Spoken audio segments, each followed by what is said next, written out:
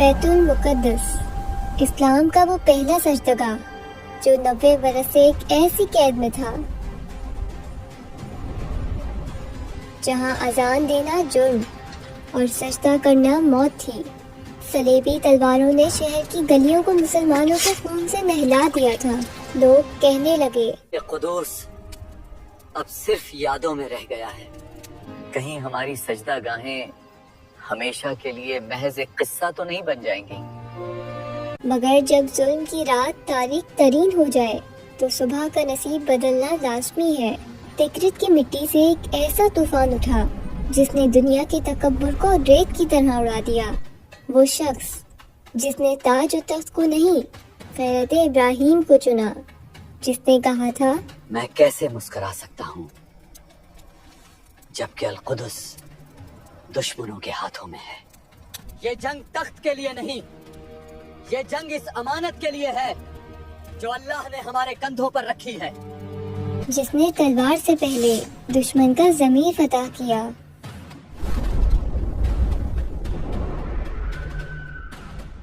یروشلم کی فضاؤں میں ایک ایسی گٹھن تھی جو سانس روک دیتی۔ مسجد اقصی جو کبھی سجدوں کی خوشبو سے مہکتی تھی اب ایک استبل میں بدل گئی تھی۔ مسلمانوں کے لیے یہ صرف ایک شہر ہی نہیں تھا، یہ ان کی روح کا زخم تھا۔ یا اللہ، کیا کوئی عمر پھر سے نہیں آئے گا؟ کیا یہ دیواروں پر لکھی ہماری داستان خاک میں مل جائے گی؟ یروشلم کی دیواروں کے پیچھے لینارڈ آف شٹیلیون جیسا سفاک حکمران بیٹھا تھا جو حاجیوں کو لوٹتا اور کہتا، تم لوگ میرا کچھ نہیں بگاڑ سکتے۔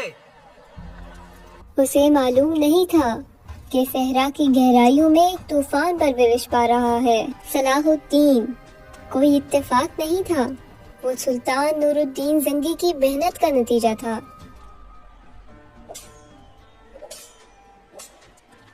نور الدین نے صلاح الدین کو تراشا اور اسے ایک ایسا مقصد دیا جو دنیا کو ناممکن لگتا تھا۔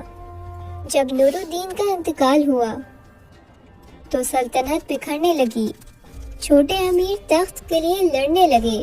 یہ تخت میرا ہے، اس کا حقدار صرف میں ہوں۔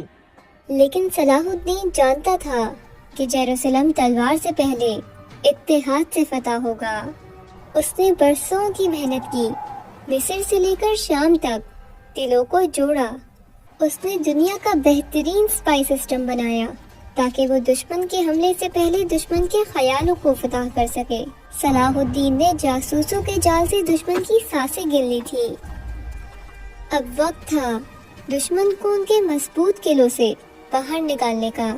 صلاح الدین نے شطرنج کی چال چلی۔ اس نے ٹائبیریاس کی طرف پیش قدمی کی اور اس پر حملہ کر دیا۔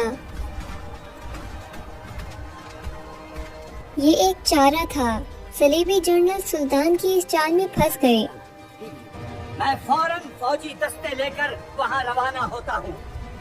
اور یوں وہ اپنے ٹھنڈے چشموں کو چھوڑ کر اس جلتی ہوئی ریت پر نکل آئے جہاں موت ان کا انتظار کر رہی تھی۔ مقام حطن، صلاح الدین نے ان کا راستہ پانی سے کاٹ دیا تھا۔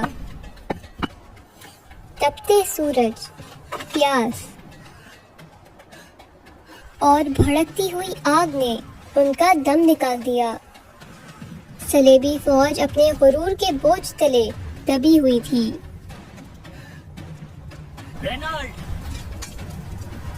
تم نے اللہ کے محبوب کی شان میں گستاخی کی تھی۔ آج انصاف کا دن ہے۔ صلاح الدین نے اپنی پوری فوج کے ساتھ یروشلم کو گھیر لیا۔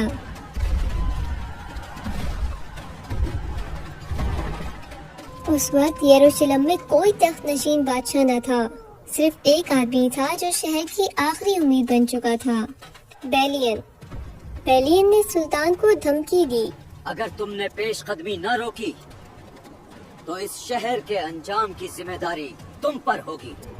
مگر صلاح الدین جذباتی نہیں، حکمت عملی والا انسان تھا۔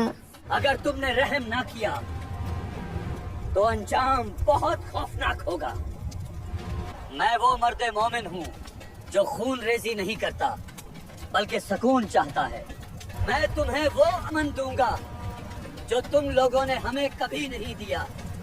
जब फतह यकीनी हो चुकी थी तो सुल्तान ने तलवार रोक ली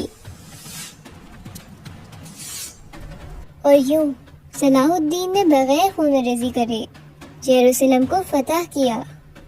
जब सलाहुद्दीन मस्जिद अक्सा में दाखिल हुए तो उन्होंने अपने एक पुराना वादा पूरा किया।